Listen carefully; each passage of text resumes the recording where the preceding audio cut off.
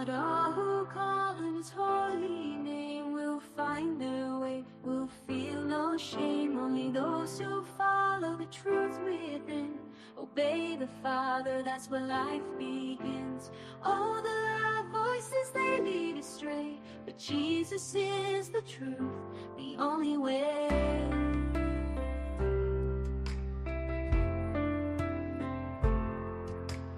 Enter through the narrow gate, for the gate is wide and the way is broad that leads to destruction in the false facade. Many walk that path and don't see the sign, but the gate is small and the way is divine. The road to life, oh, so few will find. In the light of love, leave the darkness behind. Salvation is a gift, it's not of our hands, not by the works or binding demands. It's free for the lost, for the weary soul. Come to Jesus, let Him make you whole. If you thirst and hunger, just kneel down and pray. He's waiting there, don't let it slip away.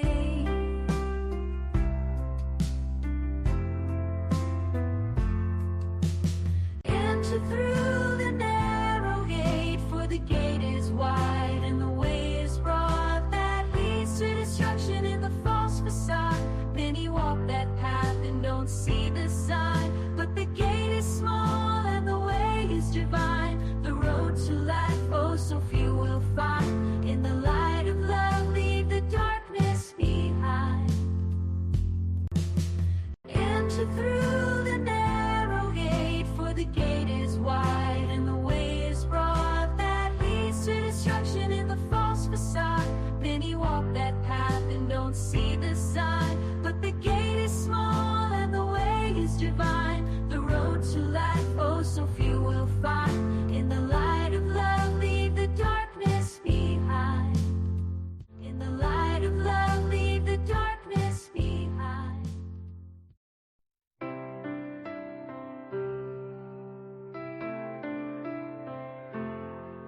Not all who call on His holy name will find their way, will feel no shame. Only those who follow the truth within, obey the Father, that's where life begins.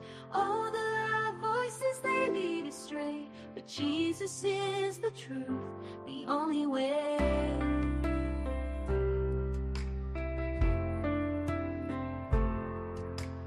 Enter through the narrow gate, for the gate is wide and the way is broad that leads to destruction in the false facade. Many walk that path and don't see the sign, but the gate is small and the way is divine. The road to life, oh, so few will find.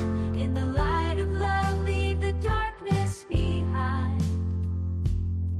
Salvation is a gift, it's not of our hands, not by the works or binding demands. It's free for the lost, for the weary soul. Come to Jesus, let Him make you whole.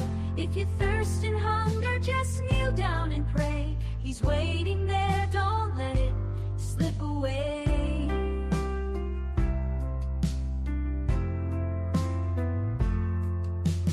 Enter through the narrow gate, for the gate is wide and the way is broad that leads to destruction in the false facade. Many walk that path and don't see the sign, but the gate is small. Magandang gabi, welcome po muli sa ating live podcast dito sa The Narrow Gate Ministry. Pastor Ramil, magandang gabi po. Magandang gabi, Pastor Derek. Ang topic po natin ngayon, Pastor, ay about identifying false teaching. So, ano po ba paano po natin madidistinguish o makikilala na ang isang katuruan ay mali? Marami pong mga kumakalat kasi ngayon o laganap sa social media, Pastor, may mga iba't ibang katuruan at sinasabi nila ng mga tagapagturo na ito yung tama, ito yung katotohanan. Mayroon namang tagapagturo din na nagsasabi na false teaching ito. Na ginajudge na agad yung isang katuruan na false teaching agad. At false teaching ito, ganito. Pero wala siyang sapat na, kumbaga, malinaw na batayan kung bakit false teaching yung katuruan na yun. So, ngayon po, bibigyan natin ng linaw, Pastor. Ano po ba talaga? Paano natin ma-distinguish talaga ang isang katuruan kung ito'y mali? Ang isang pangunahing katangian upang ma-distinguish natin kung ano yung false teaching, dapat alam mo yung true teaching. Yun. Kasi paano ma-differentiate kung ang isang katuruan ay false kung hindi mo naman alam kung ano ang true. Kung ano yung genuine, no? Parang pera. Hindi mo ma-identify yung peking pera pag di mo alam kung ano yung genuine na pera. Kasi wala kang basis eh. Wala kang sukatan, wala kang standard kung bakit siya ay falsified. Kaya sa lahat ng bagay, no, hindi pa pwedeng ma-identify mo kung ano yung mali kung di mo alam ang tama. Paano malaman ang mali kung wala kang tama na alam? So kaya nga, unang-una ay dapat na yung nagtuturo mismo ay alam niya yung genuine. At yung mag-a-identify din kung alin yung fake at saka genuine, alam din niya yung genuine. Dahil kung alam niya ay fake, ang magiging genuine sa kanya yung fake. Kasi kung di niya alam yung genuine teaching, at ang alam niya yung fake teaching o yung false teachings, at yun lang ang kanyang alam sa buong buhay niya, para sa kanya, yung false teachings ang genuine. At yung genuine teaching, yun ang false. Kasi yun ang alam niya eh. Kaya nga napakahalaga muna na dapat alam mo muna, no? Alam mismo noong nagtuturo yung genuine teaching ng scriptures bago siya magkaroon ng karanasan o ng kaalaman kung ano yung false teachings. So, Pastor, very dangerous pala po yung paniniwala na, ay, ito na yung kinalakhan ko eh. Ito yung alam ko na tama, dito kami lumaki, yung family ko, sa pananampalatang sa relihiyon na ito. So, ito yung totoo, ito lang ang totoo. Yun ang unang-unang ano doon, yun ang unang-unang conclusion, no? Kung hindi mo alam kung ano ang genuine at ayaw mo nang mag-entertain ng ibang katuruan at sinasabi mo na yung kinagisnan mo na, yun lang ang genuine teaching para sa'yo, hindi mo talaga mauunawaan at matutuklasan kung ano yung genuine teaching. Kaya nga, alam natin na una, dapat ay open ang isang tao sa pag-rebuke at sa pagkukorek. Kaya nga ang scriptures, ang katangian ay ito'y ginagamit para sa pagtuturo ng katotohanan, para sa pagsaway sa maling aral, o pagpapabulaan sa maling aral, at sa pagtutuwid sa likong pamumuhay. Upang maging ihandaan ang anak ng Diyos o ang lingkod ng Diyos ay ihanda sa mabubuting gawain. How can you do something good if your teaching is from a bad teaching? So you cannot produce good deeds that are acceptable to God if yung foundation mo ng paggawa ng mabuti ay masama. Isang maling katuruan. So hindi ka rin magiging kalugod-lugod sa Diyos kahit na gumawa ka ng kahit anong mabuti sa tingin mo na gawain, kung ang pinanggalingan ng iyong mabuting gawain sa iyong paningin, ayun ding maling katuruan.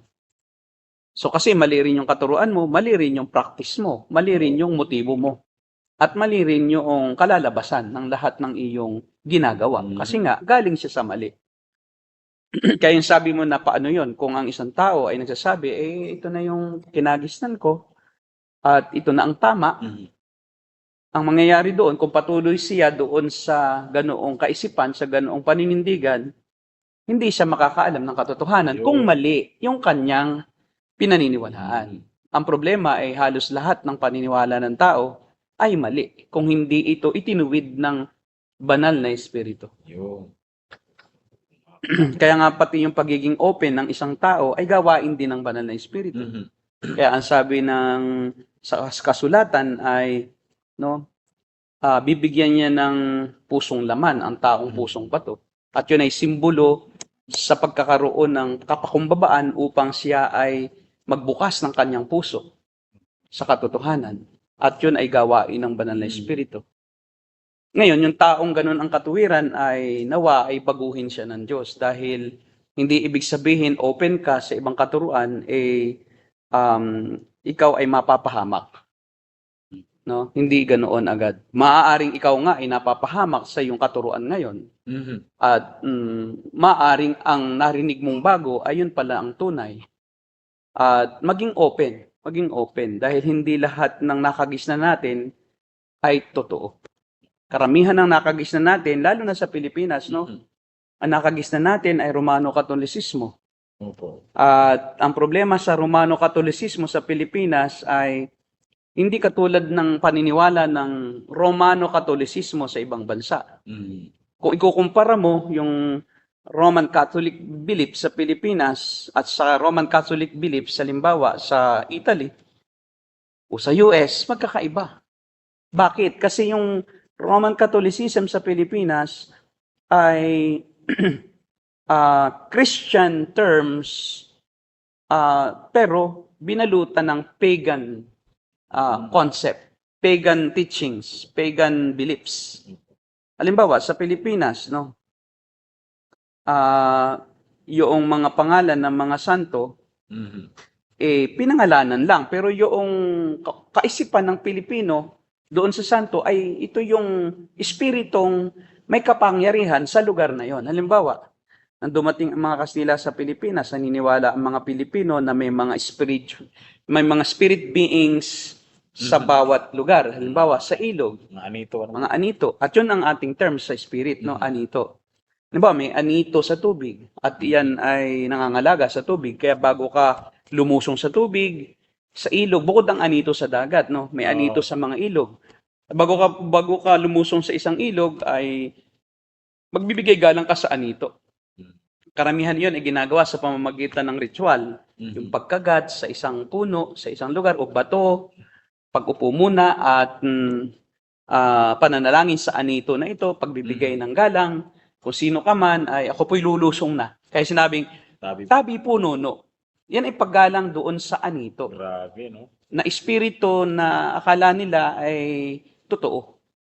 Pero yun ay maling paniniwala at yun ay demonyo. No? Kasi anumang bagay, anumang pinaniniwalaan ng tao na salungat sa paniniwala ng Diyos, ay yun ay paniniwalang galing kay Satanas.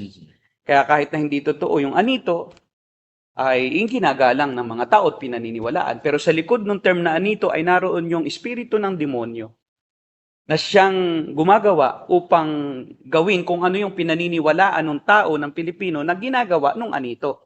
Para mapanatili ang Pilipino sa paniniwala doon sa anito na ito.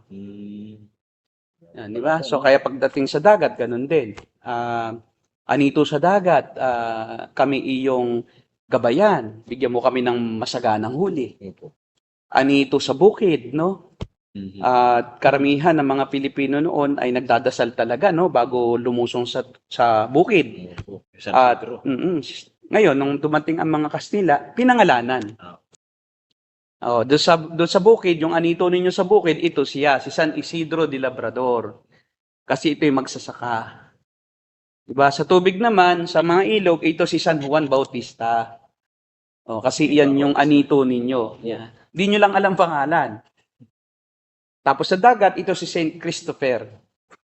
Yan. Kaya pala, no? Grabe. Kaya ang nangyayari, yung mga manok, sa mga manok, ito si San Pedro. Yan ang patron. Ang tinawag na, sa halip na anito, ang tawag na ngayon ay patron. Kasi pag sinabing patron, siya yung host. Di ba? Siya ang nagbibigay. Siya ang patron. Siya ang, kumbaga ay, yung may-ari nung lugar na yan. Kaya nga, siya ang iyong igagalang. Kaya ang nangyari sa Pilipinas, tayo lang yung mayroong mga paniniwala pa rin sa mga anito, sa mga punso, mga nuno sa punso, mga duwending puti, duwending itim. Pero sa ibang bansa, wala. Di ba? So kakaiba. Kasi hindi inalis ng mga Kastila yung ating paniniwala. Sa halip, binalutan ng Christian terminologies. Kaya nga, Roman Catholicism in the Philippines is not true Catholic faith or not true Roman Catholic faith, but paganism pa rin. Pagano pa rin tayo. Kaya may swerte, may malas, bahala na, yun ay galing sa Bathala. Yun ang ating pinakapangunahing Diyos. Diyos-Diyosan natin. Si Bathala, siya yung parang si Yahweh sa Jews. Tayo na may Bathala. Kaya doon pa rin tayo naniniwala kay Bathala, kahit pinalitan na ng pangalang Diyos. Pero si Bathala pa rin. Kasi bakit? Si Bathala malayo. Si Bathala ay isang Diyos na hindi nakikipag-ugnayan sa tao. Si Bathala ay isang, kumbaga, walang malasakit na Diyos.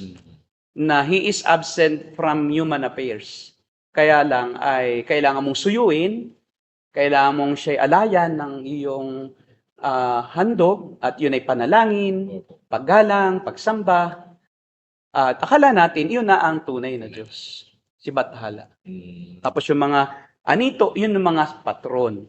Yun yung mga santo-santo ngayon. Akala naman natin ay totoong yun siya. Pero sa likod pala ni San Pedro, ay yun yung anito sa mga manok. Anito sa mga may poultry. Sa dami po ng mga sinasamba natin ay ayun, tawag dito. Kumbaga naisalin doon sa mga santo. Ano po? Isalin natin sa mga santo yung ating pagsamba dahil akala natin sila yung ating anito noong panahong yon na nagkaroon na ng pangalan. At akala natin ayun ay Roman Catholic faith. Hindi iyon. Kasi sa ang Roman Catholic faith, talagang si San Pedro lang. Wala silang konsepto ng isang anito o ng isang espiritu o ng isang nuno na nangangalaga sa isang lugar. No? Kaya dual ang ating sinasamba. Yung Ribulto ni San Isidro de Labrador at yung anito sa mga aso. Sa gubat, sa bundok, sa mga bukid. Okay. Si San Roque kasi yun sa mga aso, no? Mga mahilig sa pets. Patron siya ng mga mahilig sa aso. At patron ng mga manggagamot. Siya yung mga patron ng mga espiritista. Siya ang dinadasalan ng mga espiritista. Kaya kita mo, pati espiritista, doon din kumukuha ng power. Doon din sa santo. Hindi sa tunay na Diyos. Kaya sabihin nila, galing ito sa Diyos. Hindi, galing yan sa anito. Na ngayon ay si San Isidro de Labrador. Kaya yung pagka sa probinsya, uso pa rin yung baliktarin mo ang iyong damit kasi baka ka maligaw. Kasi bilang paggalang mo doon sa anito, doon sa lugar na yon, ay babaliktarin mo ang iyong damit. Ganun pala yun. Ano? Yung pala ang ibig sabihin pala po noon ay paggalang pala po yun, pagbaliktad ng damit. Ano? Pero nasa likod ng lahat ng mga anitong ito ay mga demonyo, mga espiritu ng demonyo na nang liligaw. Kasi nga, di ba, ang demonyo ay ama ng kasinungalingan. At siya pwede rin magkunwaring anghel ng Diyos at pwede rin magkunwaring santo. Di ba? Pero ang totoo, siya ay demonyo. Basta ang isang paniniwala ay salungat na sa salita ng Diyos, yun ay sa demonyo na. Sapagkat anumang bagay, anumang katuruan, anumang paglilingkod na hindi tunay na Diyos ang siyang object, ang object nito ay hindi Diyos, kundi isang Diyos-Diyosan. Kaya sa Atenas, di ba, napakarami nilang ribulto. Maraming Diyos-Diyosan, kaya nag-init ang damdamin ni Pablo. At doon sa isang altar na walang ribulto, yun ang ginawa niyang springboard. Itong Diyos na hindi nyo nakikita, ang aking ipapangaral sa inyo. Itong Diyos na hindi nyo kilala, ang aking ngayong ipapahayag sa inyo. Kaya napakahirap na makonvert ng isang taong sagrado, kandado sa kanyang paniniwala. Kahit anong relihiyon pa yan. Pero hindi posible sa Diyos, no? Hindi posible sa Diyos. Kailangan lang nating maging matyaga, kailangan lang nating maging masigasig at talagang puno tayo ng pag-asa na ang Diyos ay may hinirang sa lahat ng lahi, sa lahat ng grupo ng tao, sa lahat ng relihiyon, at anumang relihiyon o paniniwala, meron sila, anumang gawaing mabuti, na akala nila ay mabuti na sa paningin ng Diyos, pero yun ay gawain pa rin ng demonyo dahil hindi ay salita ng Diyos, ay kayang baliktarin ng Diyos yun. Kaya niyang i-expose ang kasamaan at ang kadiliman sapagkat ang Diyos ang katotohanan at ang liwanag. Kapag equip ka ng salita ng Diyos, yun ang paraan upang ang tao na nabubulagan ay maliwanagan. Kasi ang ginagamit ng Diyos na pang-convert o pagbago, no, paraan upang mabago ang tao ay salita ng Diyos. At salamat na meron tayong kaalaman sa salita ng Diyos. Yun ang susi. Kaya kung ikaw ay binigyan ng Diyos ng kaalaman tungkol sa salita ng Diyos, ikaw ay kanyang sinanay, ikaw ay kanyang inihanda, aba, mapalad ka sapagkat nasa iyo ang katotohanan. At pwede kang mag-akay sa katotohanan Yes. sa mga taong nasa kadiliman. Sapagkat paano maaakay ng isang taong bulag ang kapwa bulag? Ang kahulugan noon, paano maaakay ng isang tao sa katotohanan ang isang taong nasa kasinungalingan kung siya rin ay wala rin sa katotohanan? At siya rin ay nasa kasinungalingan. Paano niya iyon bibigyan ng karunungan, ng kaalaman sa katotohanan? Wala rin. Kaya, ang unang-unang susi ay yung taong iyon ay tunay na nakakaalam ng katotohanan. At alam niya ang salita ng Diyos. Sapagkat kung hindi siya pwedeng magturo ng katotohanan. Sapagkat ang katotohanan ay nasa salita ng Diyos. Wala ito sa kultura, wala ito sa mga kwentong barbero o kwento ng matatanda, wala ito sa mitolohiya o yung mga katang-isip ng tao, wala ito sa mga alamat, no? Na gaya ng alamat ni Bernardo Carpio, no? Wala ito sa filosofiya ng tao o sa karunungan na galing sa secular. Yes. Wala ito sa karunungan ng secular na mundo. Gaya ng matematika, unang siyensya, unang anumang kaalaman sa psikolohiya. Itong ating ipinapangaral ay galing sa salita ng Diyos. So, yan, una-una po, talagang alam mo dapat yung katotohanan. Yes. Para malaman kung mali talaga yung isang katuruan. At hindi lang yun, no? Kailangan mo rin na bukod sa alam mo ang katotohanan, ay kailangan mayroon kang discernment na tinatawag. Ang discernment kasi ang meron lang nito ay ang tunay na pinananahanan ng Espiritu Santo. You cannot discern if something is a false teaching or a false spirit or a spirit of Antichrist if you don't have the Holy Spirit. Kaya aside from knowing the truth, dapat ang isang tao, siya ay indwelt by the Spirit of God. Because only the Spirit of God can understand spiritual things.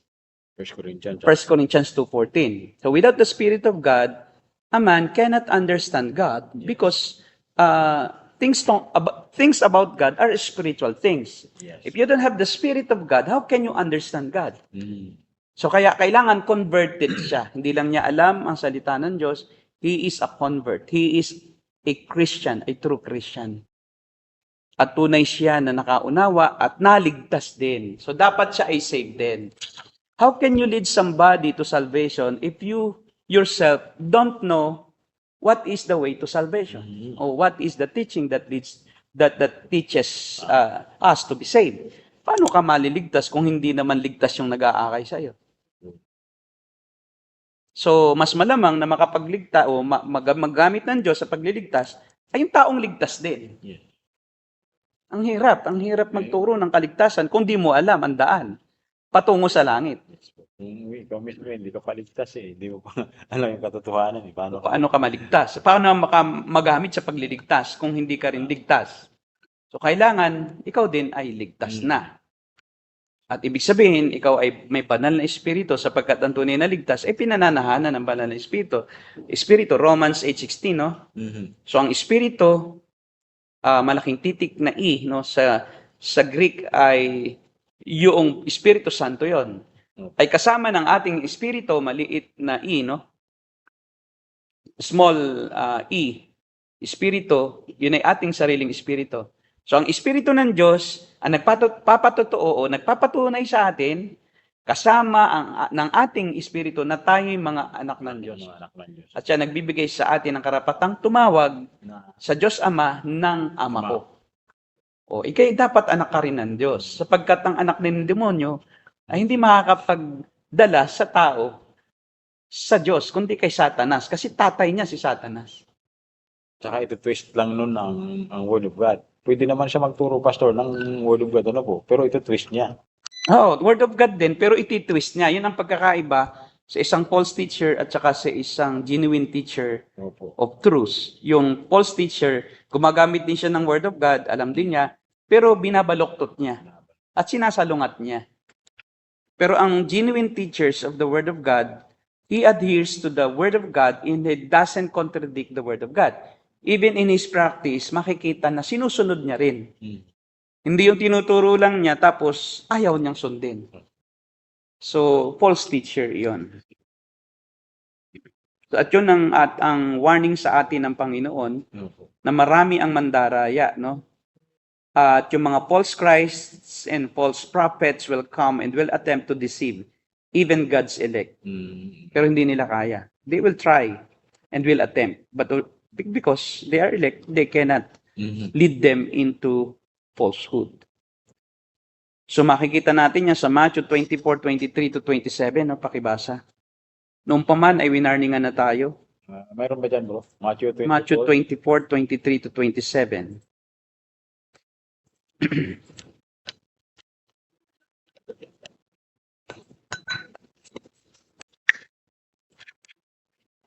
(23 to 27). Yan.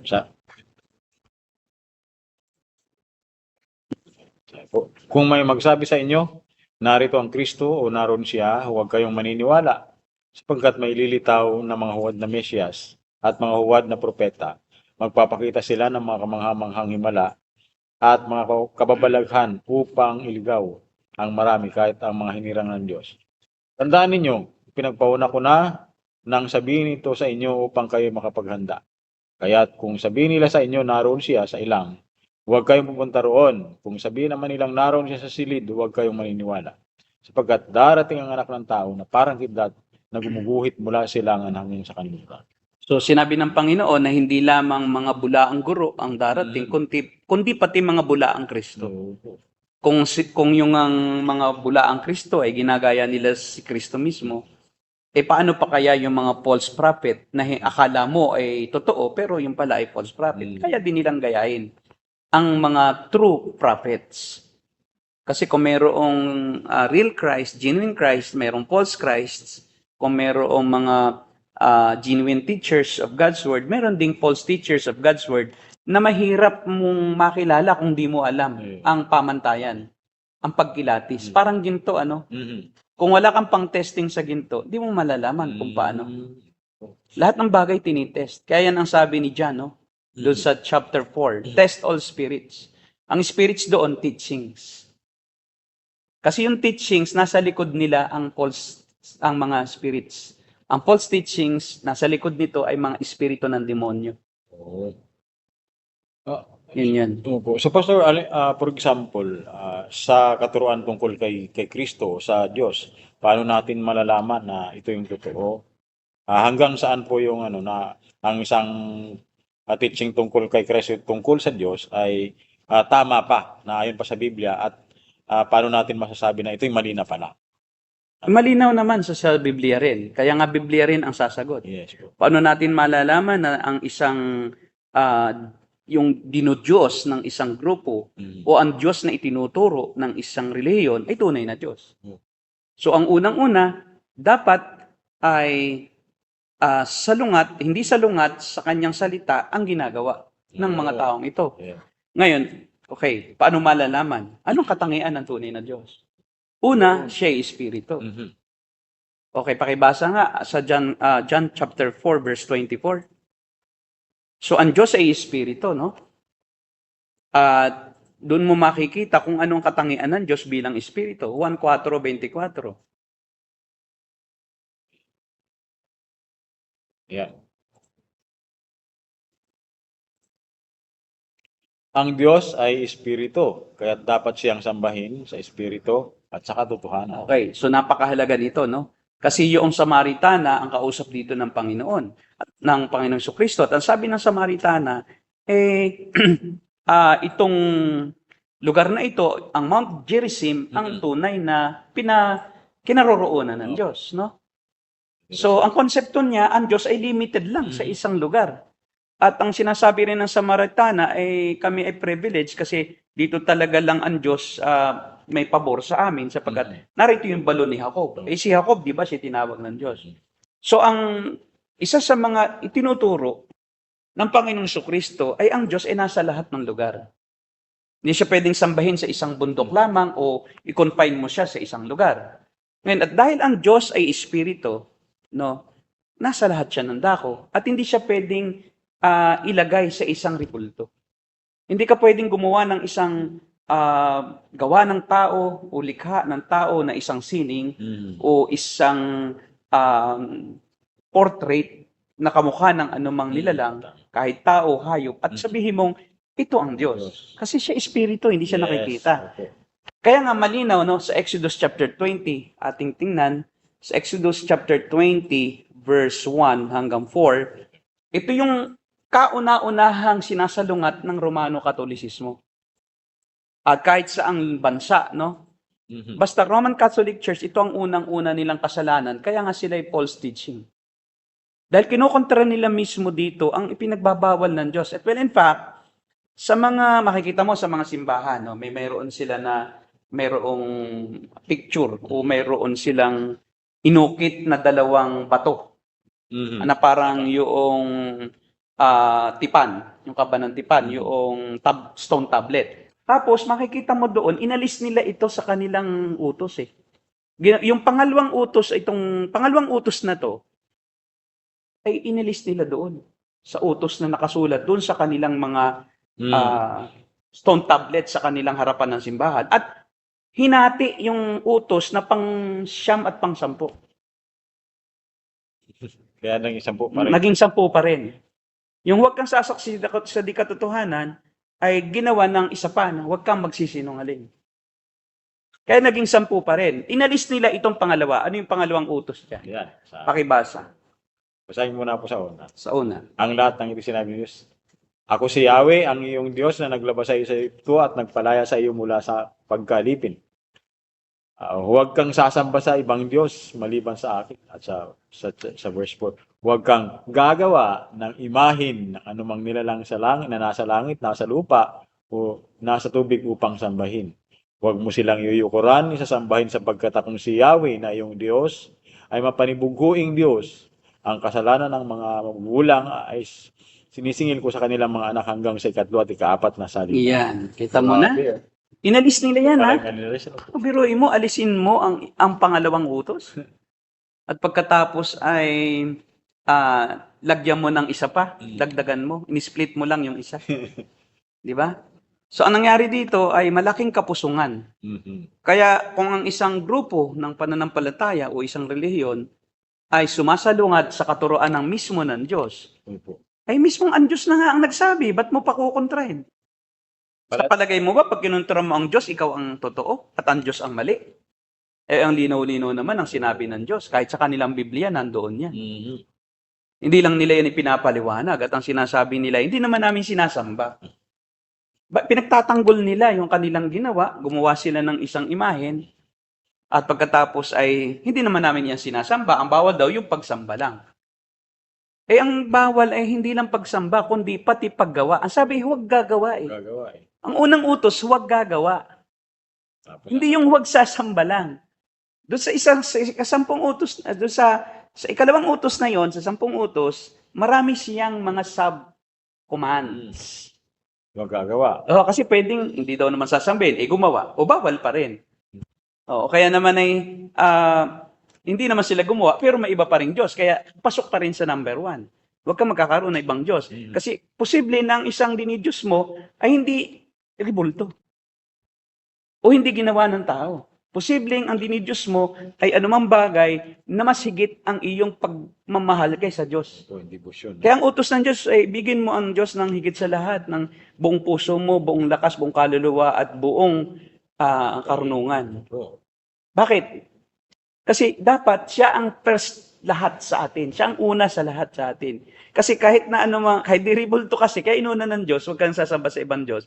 Kasi may Diyos na walang ribulto. Pwedeng ang Diyos mo yung asawa mo. Ang asawa mo ang una, pangalawa na lang ang Diyos. Kasi kung ano ang gusto ng asawa mo, Susundin. kahit ayaw ng Diyos, susundin mo ang asawa mo. Mali. Kahit na papatay ka, kasi yun ang gusto ng asawa mo. Di ba?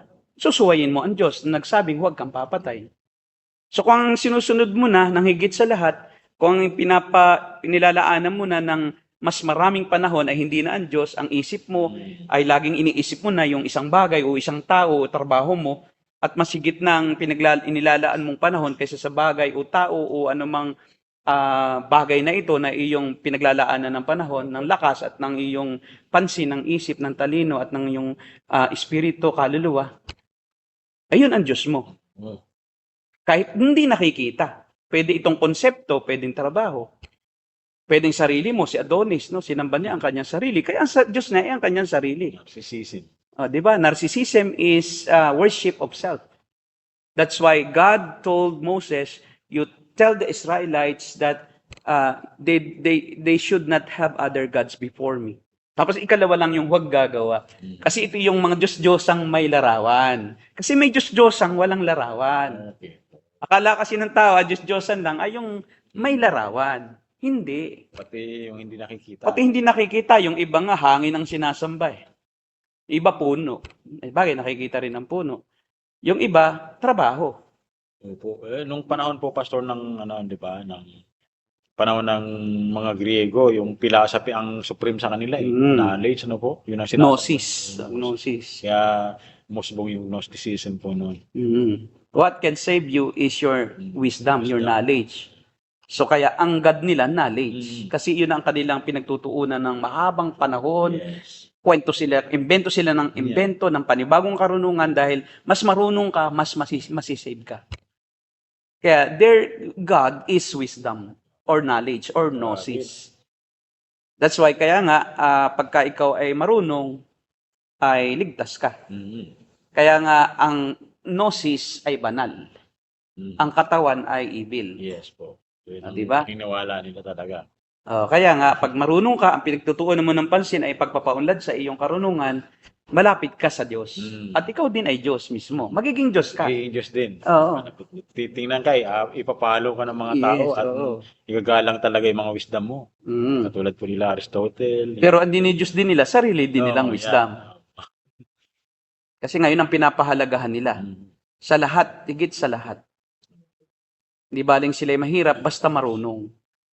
Diba? Hindi baling sila ay walang makain, basta marunong.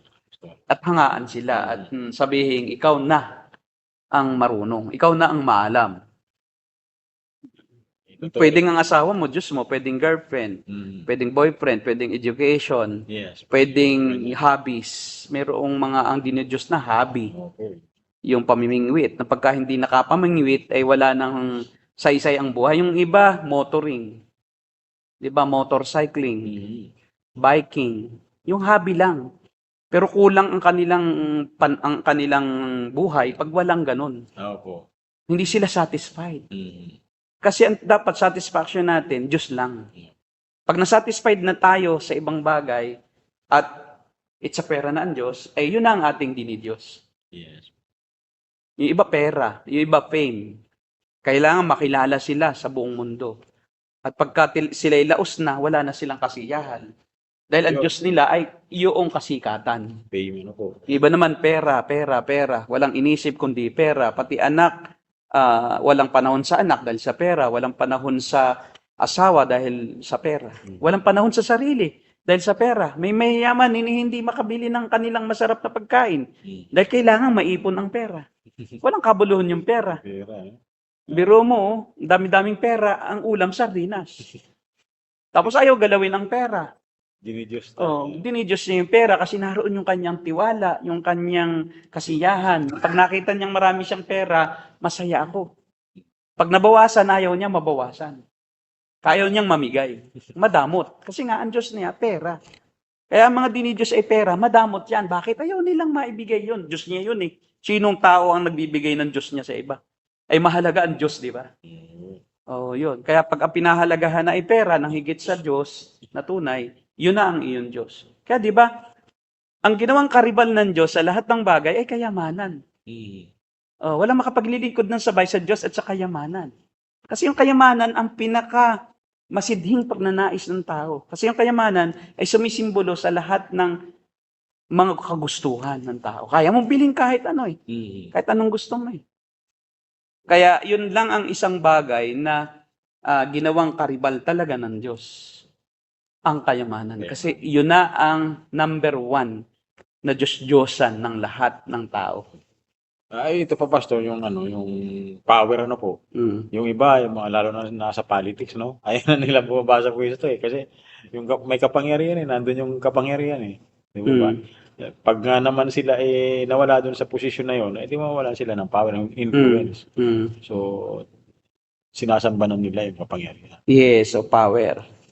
Because if you have power, you can do anything you Yes. want. And you are like God. Wow. You are like God. So, kaya ang number one pa rin na Diyos na dinidiyos ng tao aside from money is self. Self.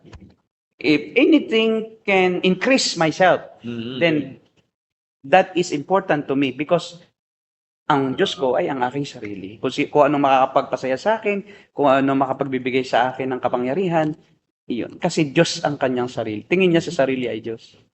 And even mga Pharaoh, no, mga Roman emperor, ang patawag nila sa kanilang sarili ay Diyos. So, kaya pala po ganun yung sinabi dun sa una pa lamang ng part ng Ten Commandments, ano? Na, Don't have other gods before me. Tapos, doon sa don't make for yourself graven images. Yun na yung pagkakaroon, yung paggawa. Ang utos, wag lang basta hindi lang yung sasamba at luluhod, kundi huwag gagawa. Kasi ang tendency, pag mayroong kang nakikita na pinaglalaanan mo ng atensyon at debosyon, yun na ang iyong pagtitiwalaan. Doon nauubos din ang oras mo, ang pera mo, doon nauubos ang anumang tinatangkilik mo, pati oras mo nandoon. So, at ang pinagbabawal ay hindi lang tao, hindi lang itsura ng tao, kundi anumang nilalang na nasa himpapawid o nasa langit. Ano ba ang nilalang na nasa langit? Mga anghel. Bawal din iyon. bawal din sila sambahin. Kaya nga yung anghel sa Pahayag, chapter 22, no? Doon sa verses 17 to 20. Yung anghel gustong sambahin ni Juan eh. Dahil yung anghel ang nagpakita sa kanya ng mga mangyayari sa hinaharap eh. Yung sabi ng anghel na Sabi ng anghel ay, pakibasa nga, Pahayag chapter 22, verse 18 hanggang preceding verses.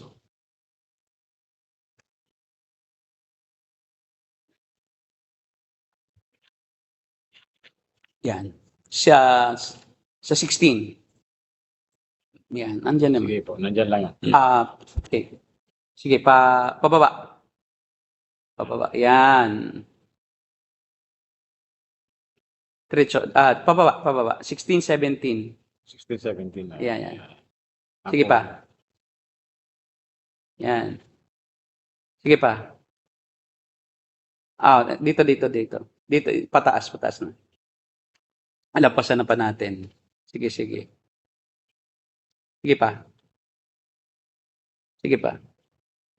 Yan. Verse 8.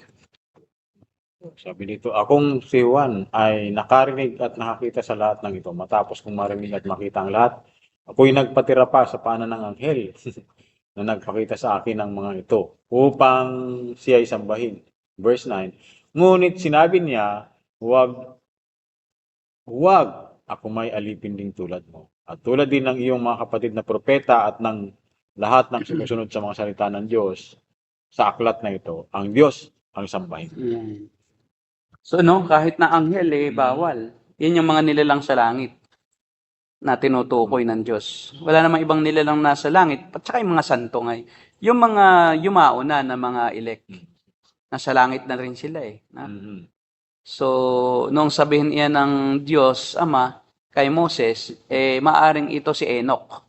Si Enoch naroon na kasama na ng Diyos. Siya nilalang din tao, pero siya dinala sa langit. Diba? So, at yung mga nangamatay na mga banal, na sumasampalataya din na may darating na tagapagligtas, sa langit na rin. So ngayon, marami ng tao sa langit.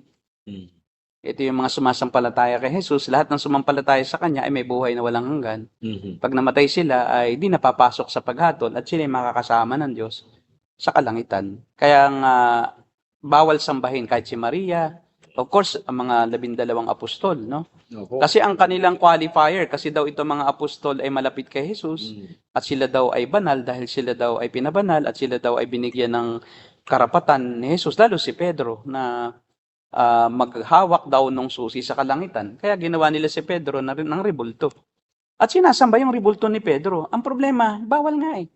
Bawal gumawa ng anumang larawang inanyuan, nakawangis ng anumang nilalang na nasa langit. So kahit pa si Pedro, bawal, kahit nasa langit siya. Kasi ang katwiran nila, nasa langit daw naman si Pedro eh. Hindi gawa natin na rebulto. Eh, hindi nga eh. Bawal nga eh. Kasi yung concept nila, wala naman narito si Pedro, nasa langit na. Gawa natin ng rebulto. Eh, bawal nga gumawa. Eh, nilalang din siya eh. Kaya ang utos, huwag gumawa. Ngayon, pwede kang gumawa ng mga larawan na hindi naman connected sa Diyos. At hindi connected sa pagsamba. Halimbawa, picture mo. Ba't mo sasambahin picture mo? Di ba? Yung larawan mo, pwede naman. Di naman bawal eh. Kasi kung bawal gumawa ng larawan, eh bawal ding magpa-paint. Bawal ding magpa-picture. Tapos ilalagay mo rin. Hindi yon. Kundi yung may connotation ng pagsamba. Kaya yung mga santo, may connotation kasi na ginawa nila para sambahin. Hindi nila pwedeng sabihin, hindi naman namin yung ginawa para sambahin eh. Kumuha lang kami. Pero their words deny their actions. Yes po. Pagkagawa noon, nung rebulto ni San Pedro o ni Santa Maria o ni Jose, eh, lalagyan ng kandila Opo. at dadasalan. O, paano yun? Inaalayan pa nga po ng ano yun eh. O, bulaklak. Bulak. Naalayan ng handog nga. Diba? Nahandugan. Ito pa, Pastor, ito naman, yung mga INCs. Bawal yun. Ano naman sila eh, sila ay mayroong human worship kasi. Kasi si Jesus, para sa kanila, tao lang. Pero sinasamba nila. Kaya nga. Oh. So, ano pa rin, idolatry. Idolatry pa rin. Pero hindi raw yun. Kasi pinapasamba daw naman ng Diyos ang tao kay Jesus. So, kaya they contradict their own teaching. At yun ang problema sa mga false teachings. They contradict themselves. Hindi sila sumusunod sa isang punto por punto na katuruan. Sasalungatin din nila yun later on. Yun ang problema. Hindi talaga lack of hermeneutical studies. Ano po, Pastor? Isa pa sa mga binabaluktot na utos ng Diyos tungkol sa kanyang sarili, no, ay yung lack of belief in Trinity. Kasi Yun. ang Diyos Ama siya. Siya isang persona na bukod kay Jesus. Ngayon ang ginagawa nila, ang Diyos Ama at si Jesus at sa Espiritu, iisa lang. At nagpabago-bago lang siya ng kapahayagan o manifestasyon. Yun yung modalism. Na yung Ama sa Old Testament, nang siya'y bumaba sa lupa, siya na ang anak. Siya yung Ama, bumaba lang, kaya naging anak. Tapos nung umakyat uli siya, bumalik, naging Espiritu na. Nagpalit lang anyo. sa katuruan po. Isa yon sa major false teaching about God. Kasi ang Diyos Ama, iba sa Diyos Anak. At ang Diyos Anak, iba sa Diyos Espiritu Santo. Hindi sila pareho lang, naiisa lang sila. Hindi. May tatlong persona pa rin ang Diyos, kahit iisang Diyos. Kaya pala po, Pastor, napakahalaga na alam mo talaga yung historic Christianity. Ano po? Kasi doon talaga ay nakibaka talaga yung mga church fathers. Mga church fathers at talagang itinuring na cult o false teachers o heretics yung mga binabago yung katuruan ng salita ng Diyos. At ang Trinity ay mariing ipinagtanggol yan ng mga unang iglesia, ng mga ama ng unang iglesia. Ng 325 AD, ng Council of Nicaea, ay niresolve na yan once and for all na ang bumago sa katuruan na ito ng Trinidad ay heretic. At yung mga nagturo ng katuruan na si Jesus ay hindi Diyos, si Jesus ay tao lang, o si Jesus ay Diyos lang, hindi siya tunay na tao, yun ay heretic. Kaya once and for all, dinefine ng mga church fathers yung tinatawag na tatlong persona sa iisang Diyos.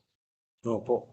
So yan po ang sinusundan ng mga church fathers at yan yung galing din yan apostolic teaching din. Apostolic teaching yan sa Apostles' Creed, no? Yes. Ama, Anak at Espiritu, iisang Diyos sa tatlong persona. So may tatlong persona ang mga apostles, ang turo ng mga apostles, Apostles' Creed hanggang sa yung Nicene Creed. Nicene Creed. Council of Nicaea, AD 325. Do 325 pa lang ang Christianity, ha? 313 naging legal ang Christian religion, ang Christianity sa Empire ng Roma. So from 316 to 325, so 19 years pa lang ang Christianity na under sa Rome. 19 plus 313. Nung time na yun po. 325. 16 pala. Kasi kung 325, 313, 12 o 22. 22 years pa lang. So, hindi pa matagal. I-plus mo yung 325 minus 313. 25 minus 13. 22. Magaling sa math eh. 22. So ganun pa lang po. Tama, di ba? Hindi. Hindi po eh. 42. Ay, hindi. 325 eh. Minus 313. Sister Cynthia, nagbibilang ngayon. 25 minus 13. Ha? 12. 22 nga, di ba? Opo, anybody na Oh, 22 years. Imagine, 22 years, totoo pa ang doktrina kasi noon eh. Kasi hindi pa nababago at nadadagdagan at namomodify ang katuruan ng Christianity. Kasi mula ng 90 AD onwards, pagkamatay ni Apostle John, sila Polycarp, yung disciple ni John, so sila yung mga church fathers na una, sila Tertullian, di ba? Julian. Yung mga nauna hanggang sa panahon na ito, ng 325 AD. Si Athanasius. Si Athanasius. Tsaka itong lumikha ng term na Trinity. Trinitarian doctrine. Tertullian nga tawag. Si Tertullian nga. Si Tertullian. At yun.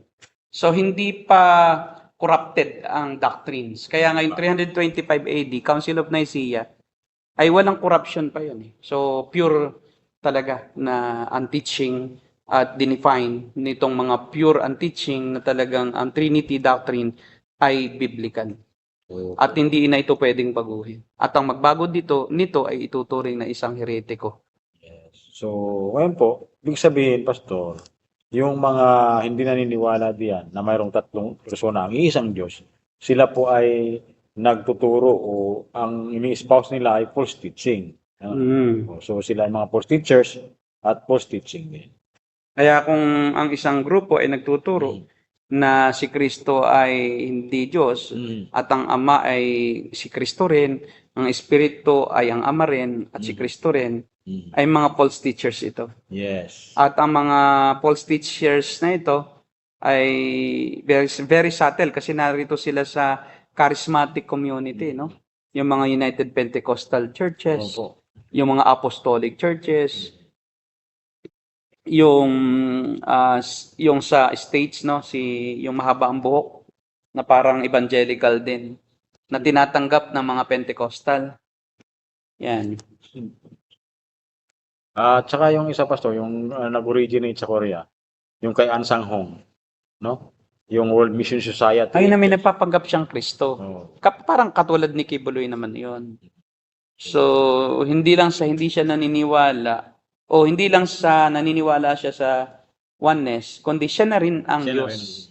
Kasi bukod yung paniniwala sa oneness at bukod yung paniniwalang ikaw na mismo ang one. Ikaw, nasa iyo na yung oneness. Kasi pag nasa iyo ang Diyos, kasi oneness din sila di ba? Pero pag nasa iyo ang Diyos, ikaw na yung Diyos. Modalist din po siya, Pastor. Modalist din. Pero ang dagdag, ikaw na yon. Yes. Yung Ama, Anak, Espiritu, ikaw yun. Nasa iyo. Kung ikaw si Kristo, ikaw rin ang Ama. Ikaw din ang Espiritu Santo. Di ba turo nga ni Kibuloy? Kaya si Kibuloy nga ang may hawak ng susi ng langit. At siya ang huling pipirma. Di ba? Para sa ikaliligtas ng kaluluwa. Wala na ngayon. O pag hindi niya napirmahan, kaya nga. Grabe. Okay, so may mga major teachings na dapat po ay bigyang pagtuunan natin ng masuring atensyon Kasi pag ito'y binago, ay kulto na yon. False teachings yon. Mm. Meron mga minor false teachings, yung mga major false teachings. At ang mga major false teachings ay yung pag binago, yung major teachings. Kaya nga, ano yun eh, Okay. major false teaching, kasi major teaching ang binago. So, Pastor, ibig sabihin, Katulad ng Trinity doctrine. so, ibig sabihin po, mayroong false teaching na Minor lang. minor at saka yung major. Yung major pala pong false teaching, yun yung nakaka-apekto sa salvation, no? Sa Yes, soul. At yung minor, ay hindi naman. sa practices lang, nakaka-affect.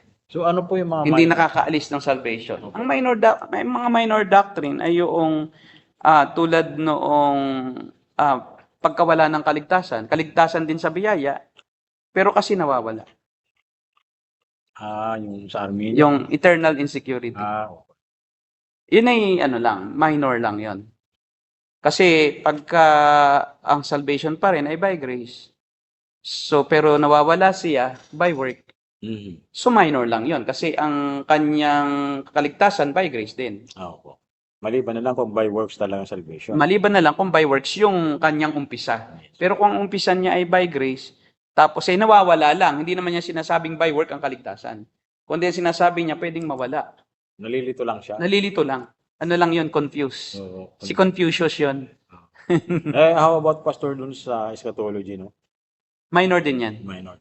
We don't put too much weight on eschatology. Why?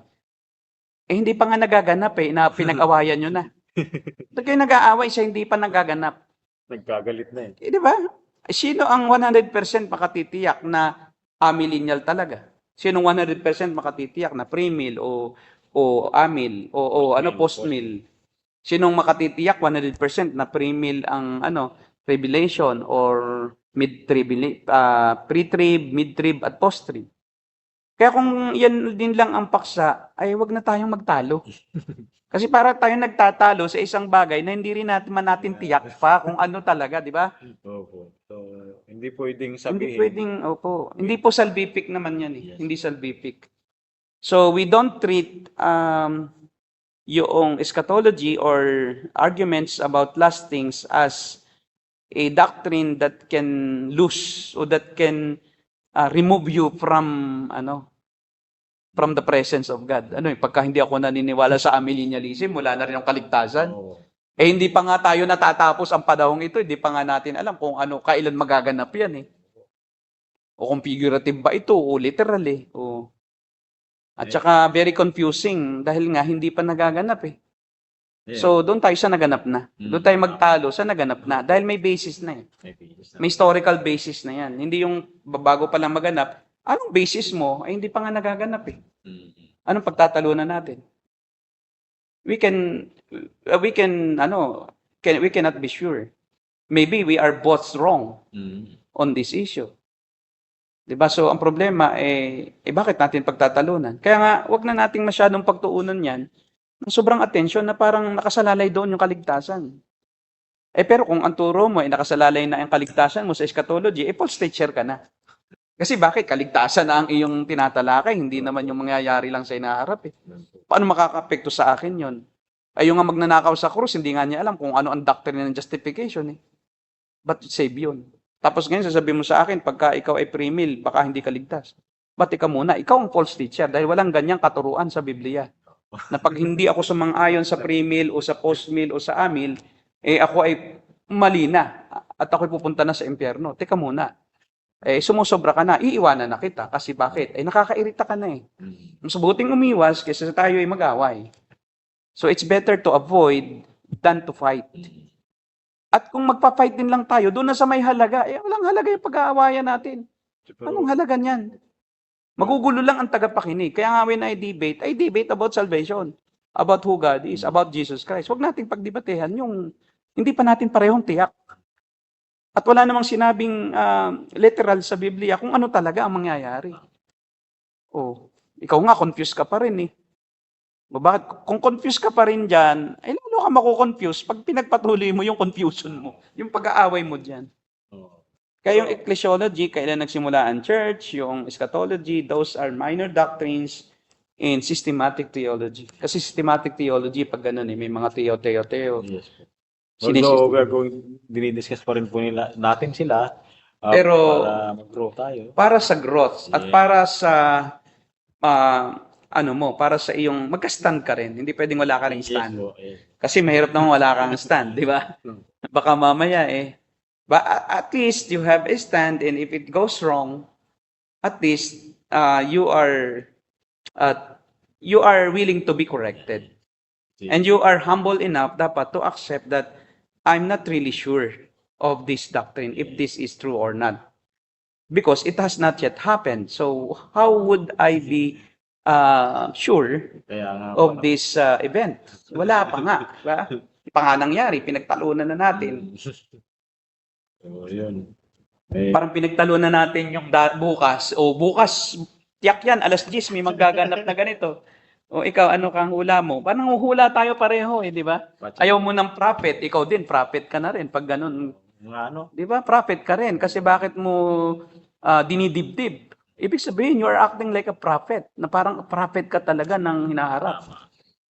alam mo, Nakausap ka na pala ng Diyos. Baka naman nakita mo na sa pangitain si Christ. Kaya ng problema sa panghula kung kailan darating si Kristo, that's wrong, that's false.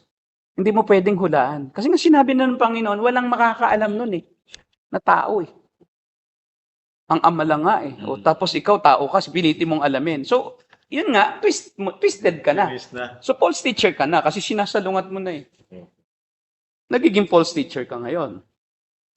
Kasi yung sinabing walang makakaalam, ngayon sinasabi mong mayroong may alam, ako yun. Sinalungat mo. O, di ba? Kaya false teacher ka. Bakit? Ang true teaching, walang makakaalam O, tapos sino nagsabi? Ang Panginoong Hesus. Sinabi mo ngayon, may makakaalam na at ganito ang date. Sinabi sa akin ni Kristo. Sabi ni Kristo, ang Ama lang Kaya nga, walang pwedeng magsabing, nakita ko si Kristo at itong sinabi sa akin. Kasi nga, si Kristo, di rin niya alam. Di ba? Pero sinabi ko na kung bakit. No? Yun cultural yun. Hindi yun totoong di niya alam. But he was speaking according to the culture of the Jews concerning marriage. Kaya sinabi niya iyon in the context of yung he was going to heaven, and when he went up to heaven, he will come again as the groom. And the believers are the bride. Yun ang context. Yan ang context. Babalik akong muli. So, At Pastor, ikakasal kayo sa akin. Muli tayong magsasalo-salo sa hapag. Okay? Doon sa kalangitan. tanong ko lang po, yung kanina po nabanggit nyo sa concept po ng ating pagtalakay nyo, about sa pag close-minded ka, ay hindi mo talaga malalaman ng katotohanan. Hindi na. And kinakailangan open-minded ka. Unless God opened your mind. Yeah, yun po ang ibig nyo sabihin. Yun ang ibig ko sabihin. But initially, if you are close-minded, and if you are not willing to listen, you are always subjective, mali yan. Talagang ibig sabihin, hindi pa kumilos ang Diyos sa'yo. Mahirap ka maniwala nun. Kasi hanggat ganun ang attitude mo, hindi talaga kumilos ang Diyos sa'yo. So, hindi mo pwedeng sabihin, magkakaroon ka ng benefit sa ganyang pag-uugali mo. Kasi wala Wala kang mapapala dyan. Kung si Martin Luther, hindi open-minded, di walang Protestantism, di ba? Hindi siya nagsaliksik talaga. Nagsaliksik Kasi si Martin Luther, wala namang nangaral sa kanya. Nagsaliksik siya sa mga aklat. Natuklasan niya ang mga aklat ni Augustine. Diba? Yung Confessions at saka yung City of God. And then yung writings ni Augustine. And he seriously studied about those theological standpoint ni St. Augustine. Na yun ay tinatanggap talagang scholars ng Roman Catholic Church. Ngayon, na-open-minded siya. So, hindi po ito, Pastor, ang ibig niyo kung sabihin nun is yung nag-aaral talaga, nagsasaliksik. Ano po yun? Yung iba kasi po, open-minded, tinatanggap na lang lahat. Iba yun. Iba naman po. Yun ay dumb. Ang tawag doon ay gullible. Opo, meron kasi. Ang gullible, hindi yun open-minded. Kundi, yun? Uto-uto. Di ba? Sinabi ko uto-uto. Tama. Di ba yung uto-uto? Kahit na anong ipagawa mo, ginagawa. Grabe. Tapos pinagtatawanan kasi nga, walang sariling bait. Alam mo yung walang sariling desisyon at disposisyon.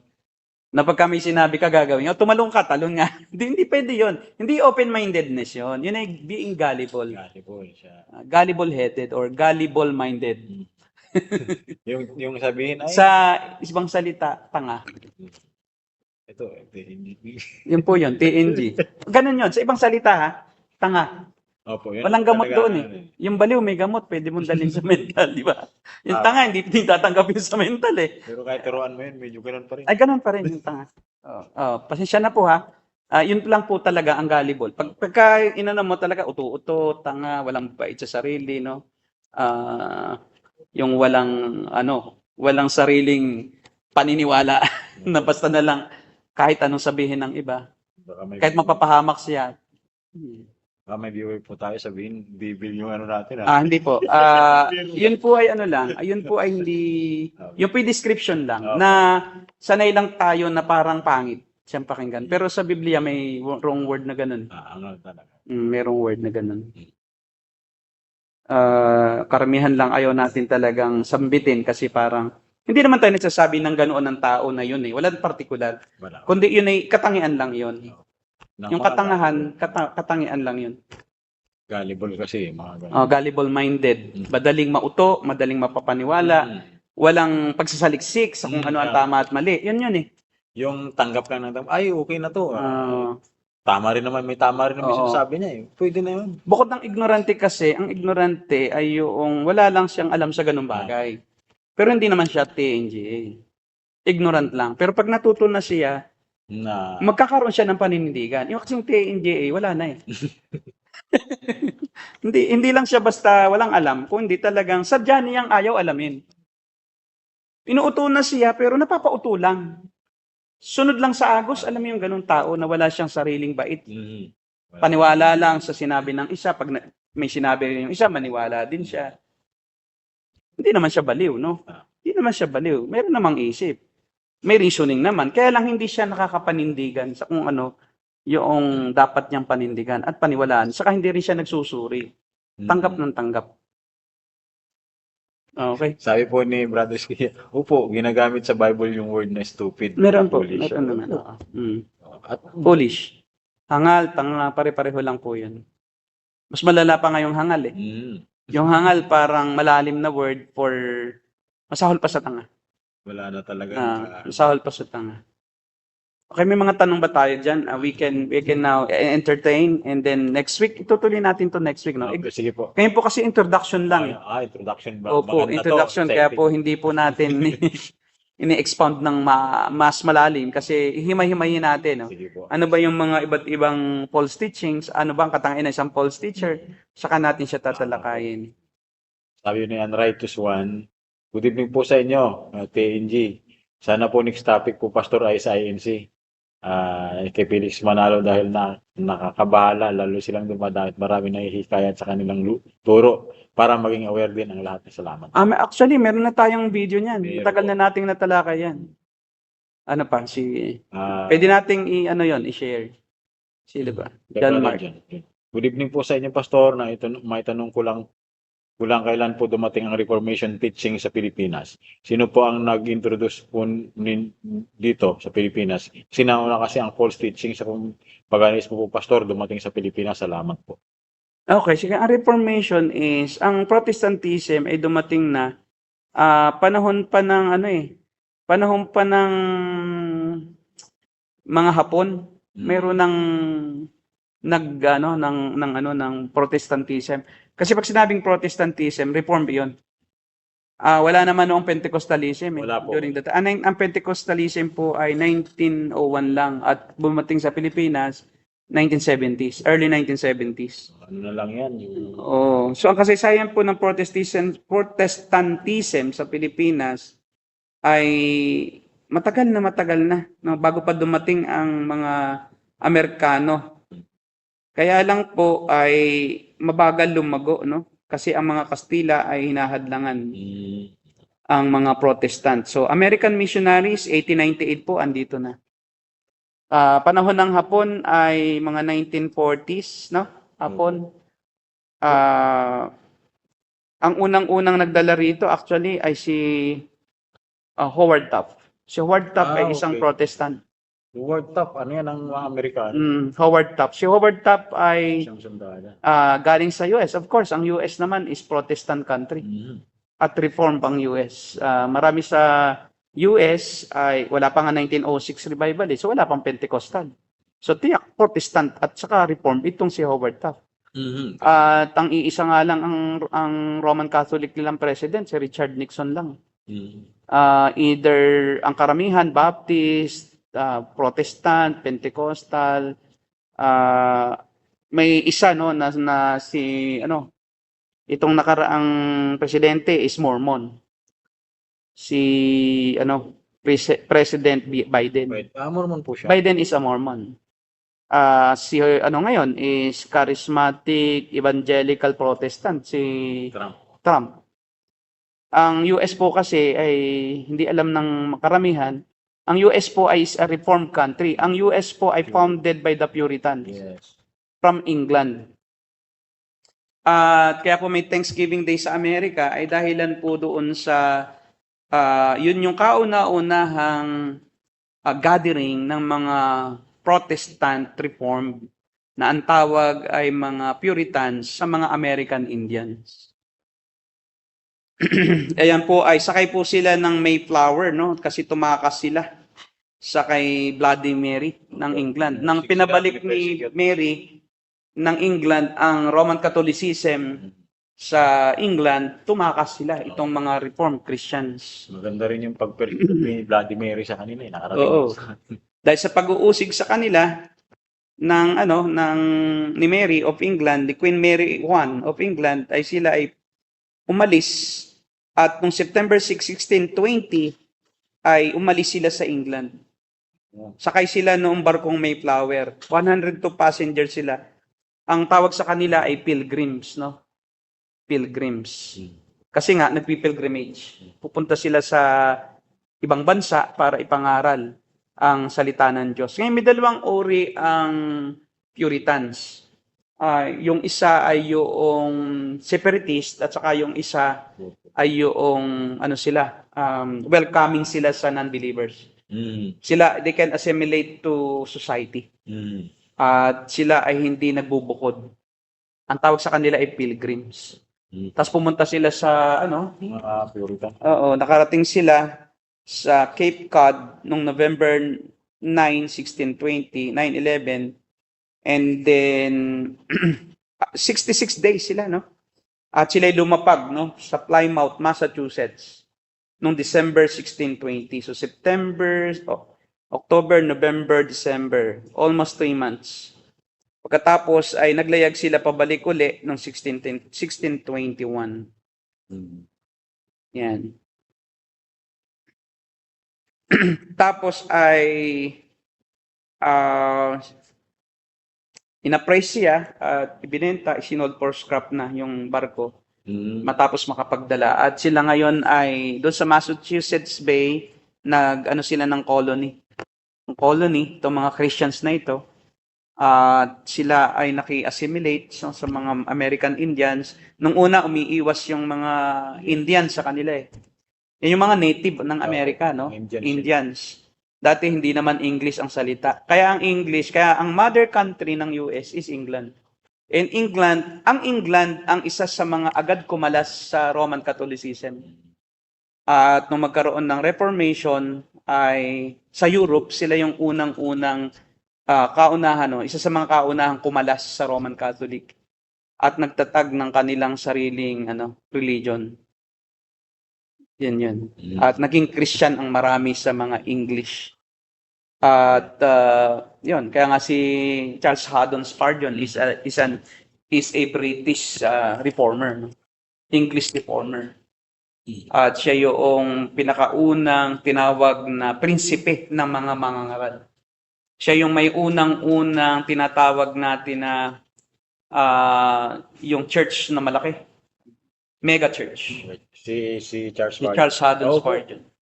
Siyang may kauna-unahang mega church. Reform yan. Baptist, Independent Baptist. Na reform. Kaya sa kasaysayan ng mundo, ang reform talaga ang nauna. hindi Pentecostal, Kailan lang naman. hindi ang Sabadista. Ang Sabadista is offshoot na lang din ng Reformation. Yes.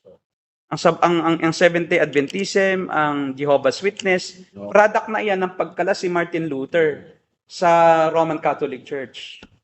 Nung kumalas si Martin Luther, yung kumalas na yon, doon nabuo yung iba-ibang mga sekta. May mga naging kulto na. Kaya sabi, mga sulpot. Nagsulputan na. So, sabi po ni John Mark, Mhm. John Mark, wow. Nandito bro, nandyan ba sa comment section bro? Ano sabi mo ng Matagal na po pala talagang dumating dito ang Reformed Theology. Salamat po. Opo, 1800s pa po. Bago pa po ang Amerika. Prior to the to World War II. Oo, tagal na mga Baptist yung iba, Ang mga Americans ang nagdala ng Reformation dito. Ang religion ng Reformed Theology ang dala. Yung original na tinuturo namin, yan ang itinuro dati nila Howard Taft. Si Howard Taft ay naging Governor General ng Pilipinas 1900s mismo. si William Howard. So 1898, May 1, 1898 ay yung Battle of Manila Bay diyan sa parte ng Cavite, no? At natalo ang mga Spanish fleet sa pamumuno ni Admiral Montojo. Si Montojo ang pinakang ng mga galyon, general ng mga galyon ng mga kumbaga mga pwersang pandagat ng mga Kastila. At ang mga Amerikano ay lumusob May 1, 1898 with courtesy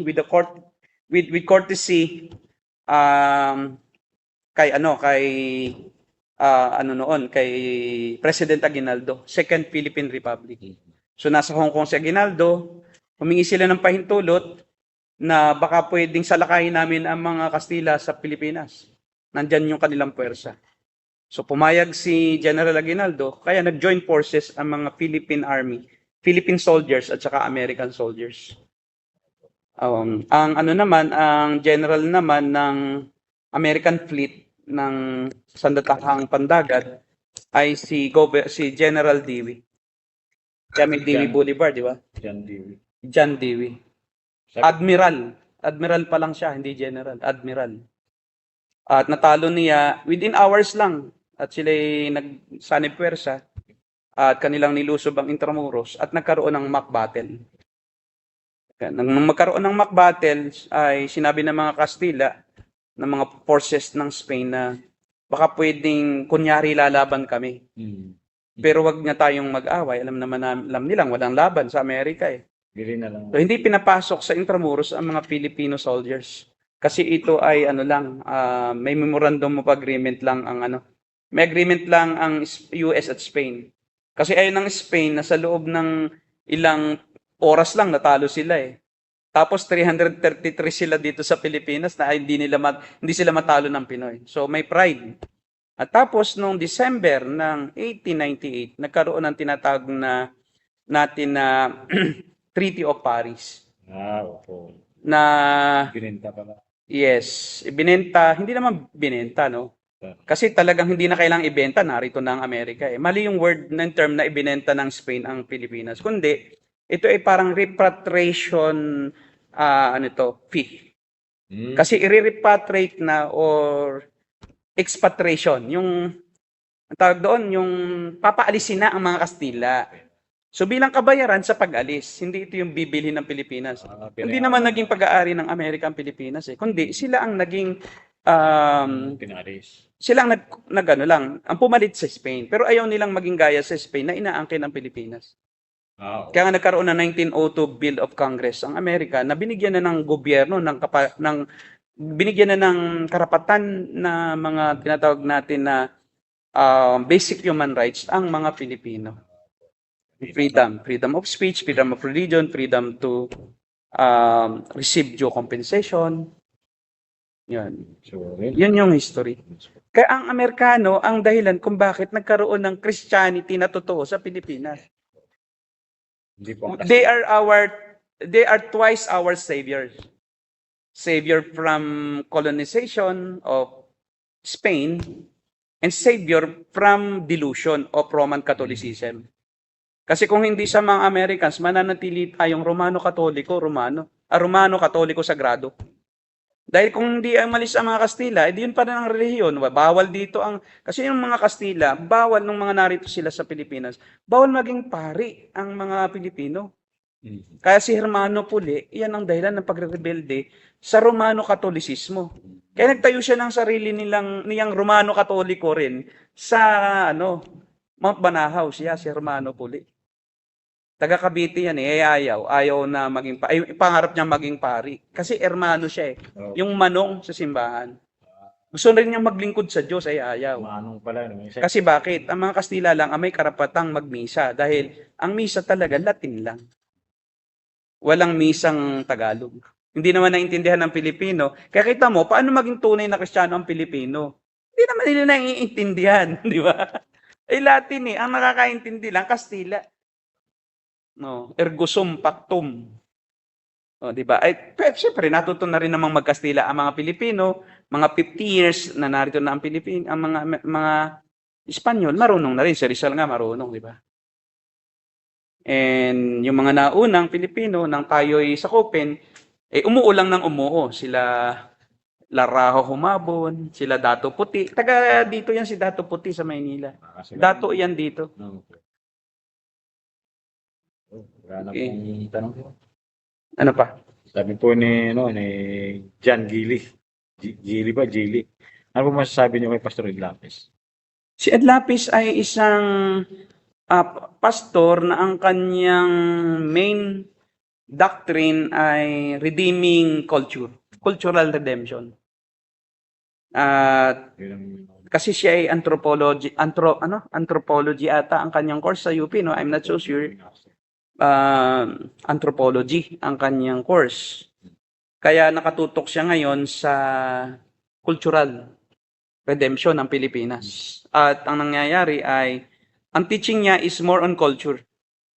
Magandang pag-uugali ng mga Pilipino, tapos yung mga ugaling mga masama, dapat iwasan. Yung pagka may bisita, mga ganyan. Saka yung utang na loob, yung mga mga Philippine Alam niya yun. mannerism and cultural customs and tradition na may kinokorek siya sa costume, yung bang ating mga kamag-anak, obligasyon ba natin yan? Ba hindi, di ba? Kasi tinutuwid niya yung culture, kaya nga cultural redemption cultural correction, not necessarily gospel. And he doesn't teach I never heard him teach about weighty doctrines like election, regeneration, justification. Wala siyang alam. Sorry to say wala siyang alam sa mga dapat malaman ng isang tunay na pastor. Hindi naman talaga po siya nag-aaral.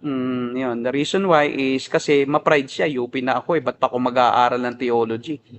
Iba po ang theology, kahit tapos ka pa ng 10 doctorate sa UP. Pag di ka nag-aral ng theology ng tama, mali ka pa rin. Kasi po, hindi po maunawaan ng psychology graduate o ng cultural anthropology graduate o kung ano mang mathematics graduate ang theology. Iba po ang theology proper. Dapat talaga ang isang pastor o mangangaral ay makapag-aral ng theology. Yes. Either tawag diyan formal or informal. Pag formal schooling. Pag informal, pwedeng magpa-train ka sa marunong. Gaya ni Pastor Derek, magpa-train kayo. Marami ang alam po sa theology. Di ba? Sa inyo lang po. Nung may marunong sa theology at nag-aral ka doon, informally nag-aral ka rin. Kaya pwede mong sabihin na marunong din ako. Kaya po, yun nga lang po ang aming masasabi, no? Pag pupunta kayo sa tamang theology, punta kayo sa Reformed theology. Yes. Dahil yan po, yung kaunahang theology noong pamanguna. Na bago-bago na, nagkaroon ng prosperity theology, prosperity gospel, health and wealth gospel, nagkaroon ng cultural theology, Marami na. kung ano-ano na. Kung ano-ano ng theology. May theology. At maganda po sa Reform, talagang galing talaga sa history. Historical po ang Reformed theology. May AI na po, yun na pong anuhin sa AI. What is Reformed theology? Isa-isa na yung ugat noon. Hanggang sa kay Paul, Apostle Paul, yan, John, diba, John Chrysostom, yan, sila Aquinas, Polycarp, Aquinas, Tertullian, Athanasius. Diba? Sama ng pangalan ng Athanasius. Athanasius eh, no? Athanasius Creed. Grabe. Parang Satanasius. Yan. Ano pa? May tanong pa ba tayo dyan? Siguro. Paano malaman or evidence na Yan. nasa iyo ang banal na espiritu? Lalo na ba nyo tungkol sa mga, paano naman yung totoong katuruan na kapagliligtas? Ay, ang ebidensya pong nasa iyo ang banal na espiritu, tama rin ang doktrin mo. Kasi ang banal na espiritu, hindi po siya mag-aadir sa maling doktrina. Tatama po ang doktrina mo. At siyempre, pag may banal na espiritu ka, naunawaan mo po ang salita ng Diyos sa isang tamang kaparaanan. Hindi ka maliligaw. Tama na pastor. Bakit? Tama na kasi nakasabay ng pagpasok ng King James Pilipinas, dala-dala ng mga Reform American missionaries lamang. Tama daw po, sabi. Tama po. Sila ang nagpakalat ng King James Version of the Bible. Opo. Mga Americans nang masakop tayo. Oh, matagal na pala. Okay. General Budog. Bati pa, thank you. Oh, tama. MacArthur. Apply po ako. Apprentice niyo po, Pastor. Okay. Sige po. Belated happy birthday daw, Pastor Derek. Thank you, Pastor. Sister Cynthia, thank you po, Pastor, sa walang sawang pagtuturo at paggabay sa amin. Meron pa bang iba? Salamat din po sa inyong pakikinig. Dahil kung wala pong makikinig, ay matamlay kami. Kwentuhan lang po ka tayo. Para lang kami nagkukwentuhan, no? Oo. Yun. So, wala naman siguro, Pastor. Sige po. May God bless you. Yun, sige. So, susunod po uli at part 2 tayo. Tatalakayin na natin kung ano yung mga iba't ibang false teachings. Ito po ay pauna lang. At sino yung false teachers. Oo. Okay? Patikim pa lang po ito, introduction.